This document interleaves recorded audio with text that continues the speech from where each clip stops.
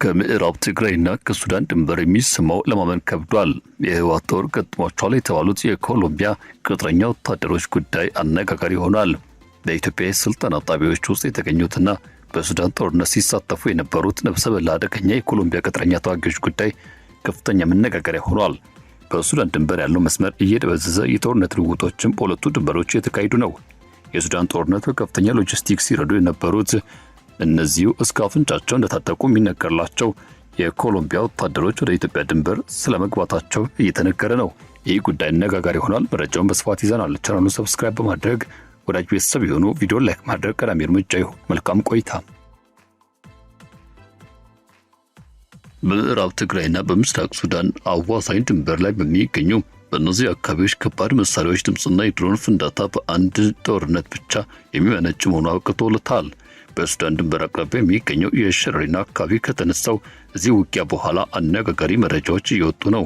የኢትዮጵያ መከላከያ ሰራዊትና የትግራይ ኃይሎች በከባድ መድፎችና የድሮን ድብደባዎች የተደገፈ የተኩስ ልውውጥ ማድረጋቸው የሚታወስ ሲሆን ዘገባዎች እንደተመለከቱት ከሆነ ተኩሱ አልፎ ተርፎ በሱዳን ክልል ውስጥ የሚገኙ የሱዳን ስደተኛ ካምፖች ላይ ስለማረፉ ተገልጿል። ከጥቂት ቀናት ውስጥ ደግሞ ይበልጥ ወደ ደቡብ ትግራይ ዘልቆ የገባው የድሮን ጥቃት መፈጸሙ ሲሰማ በመጀመሪያ መከላከያና ትግራይ ኃይሎች መካከል የተቀሰቀሰው የተወሰነ አካባቢ ግጭት ይመስል የነበረው ክስተትና ሁነት በፍጥነት የመላው ቀጠና ወደሚነካ ትልቅ ግዛትነት እንዲቀየር ያደረገው ከፍተኛ ስጋት ፈጥሯል። ያም ሆኖ ግን አሁን ያለው የውጊያ ሜዳ በኢትዮጵያና በትግራይ ተዋጊዎች ብቻ የተወሰነ አይደለም። የሁለቱ ሀገራት ድንበር የሚዋሰኑ ማዶ የሱዳን አውዳሚ እርስ በርስ ጦርነት በተመሳሳይ ሁኔታ እየተካሄደ ነው። ወደዚህ አስፈሪ የሱዳን ግጭት ደግሞ ከፍተኛ ደረጃ የተደራጀ ዓለም አቀፍ መዋቅር አማካኝነት የተቀጠሩ በድሮን ኦፕሬሽንና በጸረ አውሮፕላን መሳሪያዎች አጠቃቀም የላቀ ስልጠና የወሰዱ በመቶዎች የሚቆጠሩ አንዳንዶች ግምት ደግሞ እስከ 2000 የሚደርሱ የቀድሞ የኮሎምቢያ ወታደሮች ገብተዋል ተብሏል። እነዚህ የኮሎምቢያ ተዋጊዎች ጎን ለጎን ከፈጣን ድጋፍ ኃይሎች ጋር በመሆንም ውጊያ ውስጥ ተሳታፊ ሆነዋል። የነሱ ውጊያ ውስጥ መግባት ደግሞ በሰሜን ዳርፉር የተከሰተውን የአልፋሻር ከተማ ውድቀትና ከዚያ ማግስት የተፈጸሙ አሰቃቂ ጅምላ ግድያዎች፣ የጾታ ጥቃቶችና በብሔር ላይ ያተኮሩ ጭካኔዎችን መልክ ቀይሮታል። አሁን ደግሞ በኢትዮ ሱዳን ድንበር ላይ ውጥረት እየጨመረ በመምጣቱ ምክንያት እርስ በርስ በወኪል ታጣቂዎች የመረዳዳት ክስ የተቃረበ ባለበት በዚህ ወቅት ላይ በቀጠናው ያረፈው ትልቅ ጥያቄ እነዚህ የውጭ ሀገራት ተዋጊዎችና እነሱ የሚያንቀሳቀሱት የመሰረተ ልማት ብሎም የገንዘብ አውታሮች የትግራይን ያልተቋጨ ግጭት ከሱዳን ጥፋት ጋር የሚያያይዝ የቀጠናው ውጊያ ቀጣይ ምዕራፍ ውስጥም ይገቡ ይሆን ወይ የሚለው ነው። ከዚህ ባሻገር ደግሞ ግልጽ የሆነው ነገር ቢኖር ሁለቱ ጦርነቶች መካከል ያለው ድንበር እየደበዘዘ መምጣቱና የኮሎምቢያ ጦር በሱዳን ምስቅልቅሎች ውስጥ ከሚንቀሳቀሱ ውጫዊ ወታደራዊ አካላት መካከል የተደራጀ መሆኑ ነው። የኮሎምቢያዎቹ ተዋጊዎች የሚጀምረው ከአፍሪካ ቀንድ ርቆ ከሚገኘው ደቡብ አሜሪካ ነው። በኮሎምቢያ ለረዥም ዓመታት ሲካሄድ የቆየው የውስጥ ግጭት ምክንያት በጸረ አማጽያን ውጊያ፣ በከተማ ውስጥ ውጊያና በረቀቁ የጦር መሳሪያዎች አጠቃቀም ላይ ሰፊ ልምድን ያካበቱ በርካታ ወታደራዊ ባለሙያዎች ይገኛሉ ተብሏል። እነዚህ ባለሙያዎች የቀድሞ ወታደሮች ከአገልግሎት በኋላ በሀገራቸው ውስጥ ተመጣጣኝ የሥራ ዕድል በማጣታቸው ለተለያየ ችግር የተጋለጡ ነበሩ። በመሆኑም የቅጥር ጥሪዎቹ ኦፊሴላዊ ባልሆኑ መረጃ መረቦች በዋነኛነት ደግሞ የቀድሞ አጋሮች የሚልኳቸው የዋትስአፕ መልእክቶችና በስራ አግኚ ኤጀንሲዎች አማካኝነት መሰራጨት ጀምረዋል። በዚህ ሂደት ውስጥ ዋና ማዕከል ሆና የተገኘችው በዩናይትድ አረብ ኤሚሬቶች የሚኖሩ የጡረተኛው የኮሎኔል አልቫሮ አንድሬስ ኪቻኖ በሴራ ድርጅት የሆነውና ኢንተርናሽናል ሰርቪስ ኤጀንሲ ወይም A4SI በመባል የሚታወቀው የኮሎምቢያ ኩባንያ ነው። የፋይናንሻል ታይምስ ምርመራዎች እንደሚያመለክቱት የተቀጠሩት ተዋጊዎች አቡ ዳቢ መሰረቱን ወደ አደረገው ግሎባል ሴኩሪቲ ሰርቪስ ግሩፕ GSSG ወደ ተባለው ድርጅት ይላላካሉ። ይህ ድርጅት እንደ አውሮፓውያን አቆጣጠር 2016 የተመሰረተው በዩናይትድ አረብ ኤሚሬቶች ፕሬዝዳንታዊ ፍርድ ቤት ዋና ጸሐፊ በሆኑት አህመድ መሐመድ አልሁመይሪ አማካኝነት እንደሆነ ዘገባዎች ይጠቁማሉ። የድርጅቱ የኮርፖሬት መዝገቦችና ቀደም ሲል የወጡ ይፋዊ መረጃዎች እንደሚገልጹት የኤሚሬትስ ፕሬዝዳንታዊ ፍርድ ቤት የተለያዩ ሚኒስቴር መስሪያ ቤቶች የድርጅቱ ደንበኞች እንደሆኑ፣ ድርጅቱ የመንግስቱ ብቸኛ የታጠቀ የግል ደህንነት አገልግሎት አቅራቢ እንደሆነ ተገልጿል። ተዋጊዎቹ የፈረሟቸውን ውሎችም በጂኤስኤስጂ ክፍያዎች እንዲፈጸሙ ስልጣን የሚሰጡ ሲሆን ክፍያዎቹም አብዛኛውን ጊዜ ከቀረጥ ነጻ በሆኑ የውጭ ሀገራት የባንክ አካውንቶች በኩል የሚተላለፉ ነበሩ። ለተዋጊዎቹ የሚከፈለው ደሞዝ ከፍተኛ ማበረታቻ ያለው ነበር። ተራ ተዋጊዎቹ በወር $2600 ገደማ ዶላር የሚከፈላቸው ሲሆን ተቆጣጣሪዎቹ ደግሞ 2800 እንዲሁም መኮንኖች 3500 ዶላር ያገኙ ነበር። ይህ ከተለመደ የኮሎምቢያ ወታደራዊ ጡረታ አበል በእጅጉ የላቀ ነው። የባንክ ዝውውሮች የሚዘገዩበት ጊዜ ደግሞ አለመግባባቶችን ለመፍታትና የጥሬ ገንዘብ በቀጥታ ከዩናይትድ አረብ ኤሚሬቶች በአውሮፕላን ተጭኖ እንደሚወጣ ዘገባው አመላክቷል። አንደኛው የቀድሞ ተዋጊ ይህን ሁኔታ በሰፊው የሚታወቅ አጭርና ግልጽ አገላለጽ ያጠቃለው የኤሚሬትስ ገንዘብ ብዙ ሕሊና ይገዛል ብሏል። ወደ ውጊያ ሜዳ የሚደረገው ጉዞ በራሱ በብዙ ደረጃዎች የተከፋፈለና ሚስጥራዊነቱ ይጠበቅ ነበር። ተመልማዮቹ መጀመሪያ ደረጃ ወደ ዩናይትድ አረብ ኤሚሬቶች የሚጓዙ ሲሆን በዚያም በርካታ ቁጥር ያላቸው ተዋጊዎች ልዩ ስልጠና ይወስዳሉ። አንድ ኮሎምቢያ ተዋጊ ለፋይናንሻል ታይምስ እንደተናገሩት ከሆነ ከባለፈው ዓመት ጥር እስከ ጥቅምት 300 የሚሆኑ ስፔሻሊስቶች በአቡዳቢ የሚገኙ ጋያቲ ጨምሮ የተለያዩ ሚስጥራዊ ተቋማት ውስጥ በድሮና በዛሮ አውሮፕላን ኦፕሬሽኖች ላይ ሚስጥራዊ ስልጠና ወስደዋል። ሌሎች መረጃዎች ደግሞ ቀደም ሲል የተባበሩት መንግስታት ድርጅት ባለሙያዎች ከሱዳን ተመልማዮች ጋር በተያያዙ በተለያዩ ቦታዎች ስልጠና መካሄዱን ያመለክታሉ።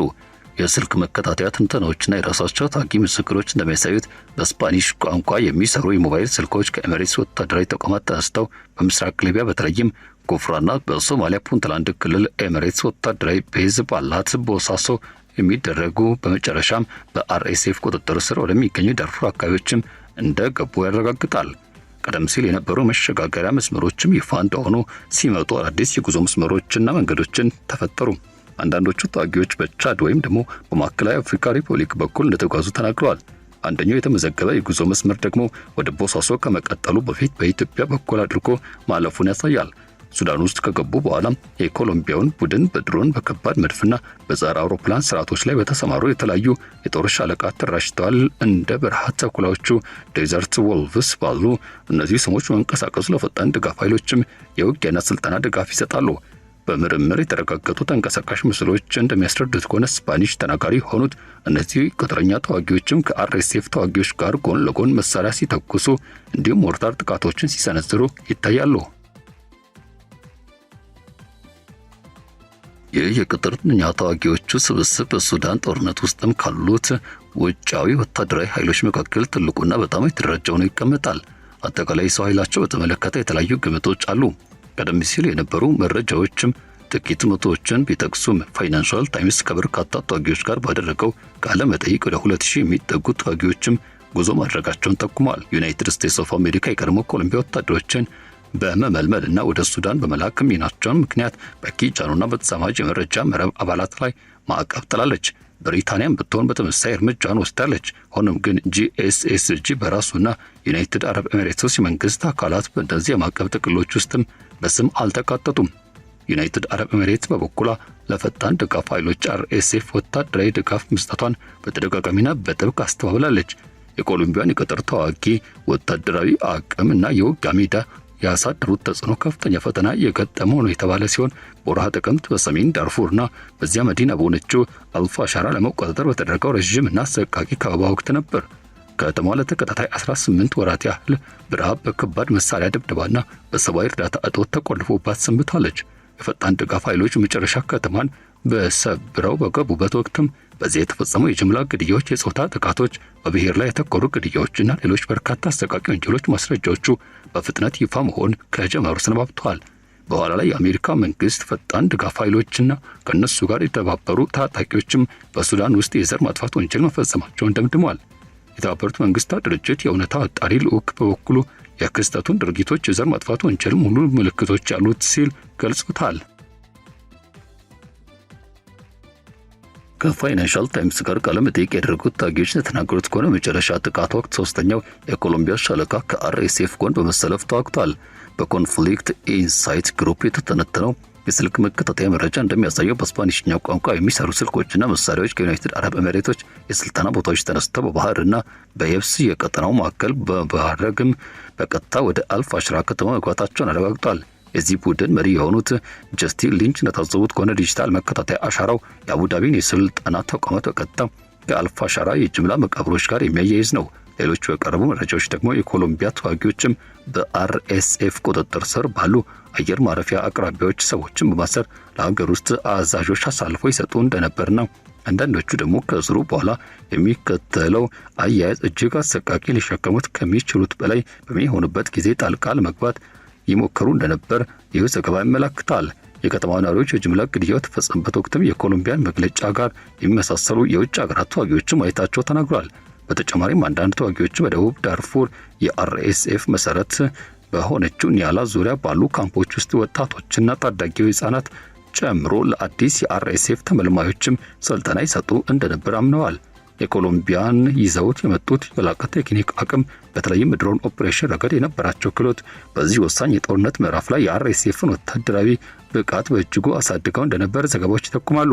የእነዚህ ተዋጊዎች መኖር በአካባቢው የነበረውን የታጠቀ ኃይል በመላው ዳርፉር ላይ በቴክኖሎጂ የተደገፈና ቀጣይነት ያለው ወታደራዊ ጫና ማሳደር ወደሚችል አቅም ቀይሮታል።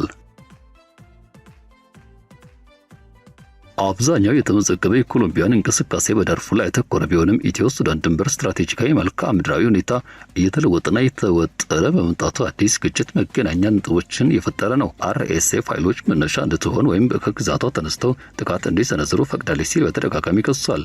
የሱዳን ባለስልጣናት ከሱዳን ውስጥ ባሉ ኢላማዎች ላይ ጥቃት ያደረሱ ድሮኖች የተተኮሱት ከኢትዮጵያ ግዛት ነው ሲሉ በይፋ ገልጸውና ጣታቸውን ቀስረው ነበር። በኋላ ላይ የወጡ ዘገባዎች በቤንሻንጉል ጉሙዝ ክልል አሶሳ አቅራቢያ በሚገኘው የኢትዮጵያ መከላከያ ሰራዊት ላይ የታየው እንቅስቃሴ በሰማያዊ አባይ ክልል ለሚንቀሳቀሱ የአርኤስኤፍ ኃይሎች ከሚደረግ ሎጂስቲክስ ድጋፍ ጋር የሚመሳሰል መሆኑን ጠቁሟል። አብዛኛው ጊዜ በትጥቅ ቡድኖች ጥቅም ላይ የሚውሉ የንግድ ተሽከርካሪዎች ወደ ቦታው ሲገቡ ታይተዋል። የአርኤስኤፍ ኃይሎች በሰማያዊ አባይ ክልል የምትገኘው የጌሳን ድንበርን ከተማ የጠቃ ሲሆን የሱዳን ሰራዊት ምንጮች ለጋዜጠኞች የተናገሩት ከሆነም ጥቃቱ የተሰነዘረው ከኢትዮጵያ ግዛት ውስጥ ተነስተው ነው። አርኤስኤፍ እና አጋሮቹ እንደ ኩርሙክ ያሉ ሌሎች ዋና ድንበርና እርዳታ ማለፊያ መስመሮችን ተቆጣጥረዋል ወይም ደግሞ የውጊያ ሂደቶችን እያካሄዱ ይገኛሉ። እነዚህ ክስተቶች የአርኤስኤፍ ኃይሎችና ከእነሱ ጋር አብረው የሚንቀሳቀሱ የውጭ አገር ልዩ ባለሙያዎች በቀጥታ ከኢትዮጵያ ድንበር አቅራቢያ እንዲርቁ ያደርጋቸዋል። በተመሳሳይ ሰዓት በድንበሩ ኢትዮጵያ ወገን ደግሞ የትግራይ ግጭት እንደገና አንሰራርቷል። በሸረሪና የተካሄደው ግጭት ከባድ መድፎችና ድሮኖችን ያካተተ ነበር። አርሚ 72 ተብሎ የሚጠራው ይህ ስብስብ ጨምሮ የትግራይ ክፍሎች ምስራቅ ሱዳን ካሉ የኋላ መሰረቶች ሆነው እንደሚንቀሳቀሱ ተዘግቧል። ከዚህ ውጊያ የተተኮሱ መድፎችን በትግራይ ጦርነት ወቅት የተሰደዱ በርካታ የትግራይ ተፈናቃዮችን የሚያስተናግዱ የሱዳን ስደተኛ ካምፖች ላይ አርፈዋል። የኢትዮጵያ ባለስልጣናት እነዚህ ካምፖች የትግራይ ኃይሎች የሰው ኃይል መመልመያ ቦታዎች አድርገው ሲመለከቷቸው ቆይተዋል። የሱዳን ሕክምና ምንጮች ከሸረሪና ውጊያ በኋላ ድንበር አቋርጠው የመጡ የተጎዱ ተዋጊዎችን ማከማቻ ሆነዋል። እርስ በርስ የሚሰነዘሩ ክሶችም ይበልጥ ተካረዋል። የኢትዮጵያ ባለስልጣናት የሱዳን ጦር የህወሓት አካላትን ይረዳል፣ የሱዳን ግዛት እንዲጠቀሙበት ፈቅዷል ሲል ይከሳል። በሌላ በኩል ደግሞ ህወሓት መግለጫው ላይ አርኤስኤፍ በቅርቡ ትግራይ ውስጥ የተካሄዱ አንዳንድ ውጊያዎች ላይ ተሳትፏል ሲል ጣቱን ይቀስራል። የጦር ኃይሎች ማከማቸትም በትግራይ ባለስልጣናት የሚደረግ አስገዳጅ የሰው ኃይል ምልመላና የኢትዮጵያ የሀገር ውስጥ የድሮን ማምረት አቅም ከጊዜ ጊዜ እየተጠናከረ መጥቷል። በስትራቴጂካዊና ዓለም አቀፋዊ ጥናቶች መካከል የሚገኙ ተንታኞች ማስጠንቀቂያ እንደሰጡት ከሆነ በትግራይ ውስጥ እንደገና የሚቀሰቀስ ጦርነት እጅግ አስከፊውና ወደ ጎረቤት ሀገራት የመሳብ ዕድሉ ከፍተኛ ነው ይላሉ። በዚህ አደገኛ ሁኔታ ውስጥ በድሮን እና በከባድ መድፍ የዳበረ ልምድ ያለው በጥሩ ሁኔታ የተደራጀው የኮሎምቢያ ስብስብ በአርኤስኤፍ ስር መኖሩ አዲስ ስጋት ይፈጥራል። በሰማያዊ አባይ ወይም በምዕራብ ትግራይ ኮሪዶሮች በኩል ያለው ውጊያ እየተካረረ ከሄደና የአርኤስኤፍ ኃይሎችን ወደ ድንበር እንቅስቃሴዎች ይበልጥ ካስገባቸው እነዚህ የውጭ ልዩ ባለሙያዎች ከህወሓት ኃይሎች ጋር ወይም ከኢትዮጵያ መከላከያ ሰራዊት ይዞታዎች አቅራቢያ ተገኝተው የመንቀሳቀስ ዕድላቸው ከፍተኛ ነው። እስካሁን ድረስ የኮሎምቢያን ተዋጊዎችና በትግራይ ኃይሎች መካከል ውጊያ መካሄዱን የሚያረጋግጥ ምንም አይነት ይፋዊ መረጃ የለም። ሆኖም ግን ኮሎምቢያ በሊቢያ በሶማሊያና አልፎ አልፎ በኢትዮጵያ በኩል የሚንቀሳቀሳቸው ሎጂስቲክስ መረብ በመላው ቀጠና ውስጥም ያለውን እንቅስቃሴ ቀጣይነት ላለመከሰቱ ምንም ዋስትና የለም ይላሉ። በዳርፉር ውስጥ ወታደራዊ እንቅስቃሴዎች የደገፉ እነዚህ መስመሮችም በተለያዩ የፖለቲካ ስልቶች ስር ወደ ኢትዮ ሱዳን ድንበር ተጠግተው ለሚደረጉ እንቅስቃሴዎች ድጋፍ ሊሰጡ ይችላሉ። የቀጠናው አጠቃላይ ምስል በተለዋጭ ወታደራዊ አስተላልፎች ምክንያት ይበልጥ የተሳሰበ ሆኗል።